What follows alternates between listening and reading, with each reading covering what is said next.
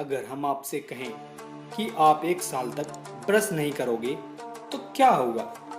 Brush न करने की वजह से पुरुषों में नपुंसकता का खतरा 60% तक बढ़ जाता है। तो चलिए जानते हैं कुछ ऐसे ही फैक्ट के बारे में जिसे आप पृथ्वी पर तो कर सकते हैं लेकिन अंतरिक्ष में नहीं।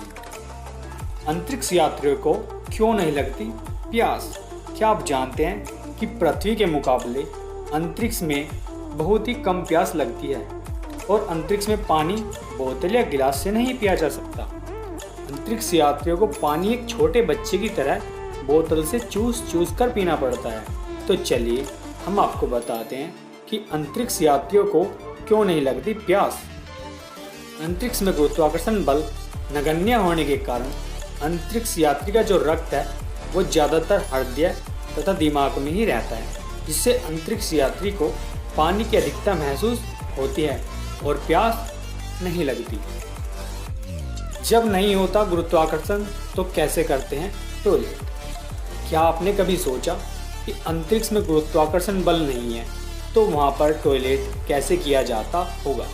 अक्सर आपने पृथ्वी पर सिंपल और वेस्टर्न दो तरह की टॉयलेट देखे होंगे।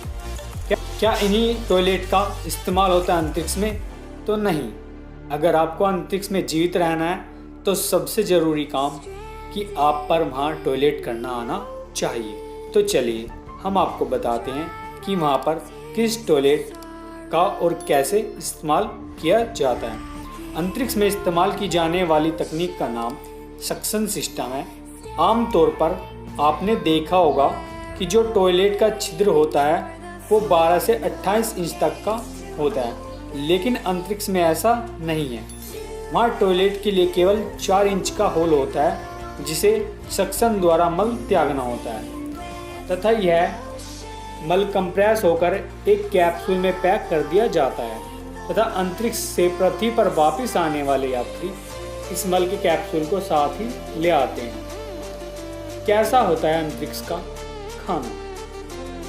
आपके मन में कभी ना कभी ये सवाल तो आया ही होगा कि अंतरिक्ष में खाना कैसा होता है। क्या अंतरिक्ष में भी पृथ्वी की तरह नॉर्मल खाना खाया जाता है? तो चलिए हम आपको बताते हैं कि अंतरिक्ष का खाना कैसा होता है। अंतरिक्ष में खाना ले जाने के लिए कुछ नियम हैं, जैसे कि वहाँ पर खाना पकाया नहीं जा सकता है।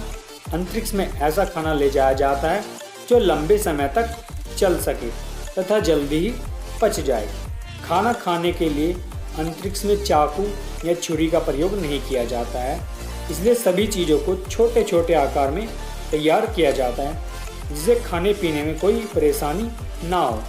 आमतौर पर रोटियों का साइज एक छोटे से चॉकलेट के टुकड़े के साइज के जितना रखा जाता है जो 4 से 5 ग्राम के वजन का होता है और इन रोटियों को सेलोफेन की थैली में रखा जाता है। इस तरह के भोजन को तैयार करने में हवा का प्रयोग नहीं किया जाता है, जिसकी वजह से यह खाना काफ़ी लंबे समय तक चलता है।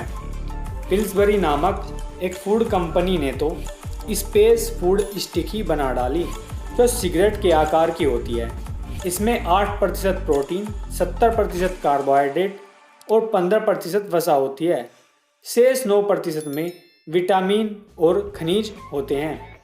सूखी चीज़ों को गीला करने के लिए थैली के अंदर ही इंजेक्शन लगाया जाता है, फिर थैली को दांतों के बीच दबाकर पके हुए आम की तरह चूसना पड़ता है।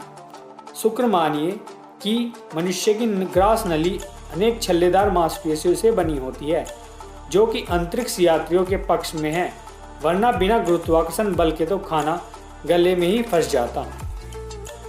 क्या अंतरिक्ष में कोल्ड ड्रिंक पी जा सकती है? अगर आप ये सोचते हैं कि अंतरिक्ष यात्री स्पेस में जाकर कोल्ड ड्रिंक और बियर पीकर मस्ती करते होंगे तो आप गलत सोच रहे हो, क्योंकि बियर व कोल्ड ड्रिंक में CO2 होती है।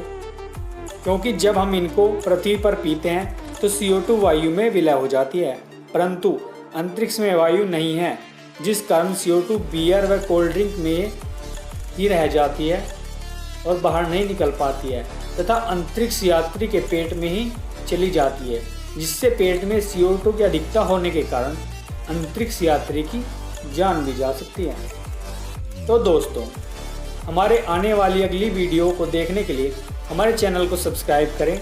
हम आने वाली अपनी अगली वीडियो में आपको बताएंगे कि प्लास्टिक बोतल के ऊपर दिए गए इस कोड का क्या मतलब होता है और किस कोड को बोतल को कितना इस्तेमाल करना चाहिए और इसके क्या नुकसान हैं।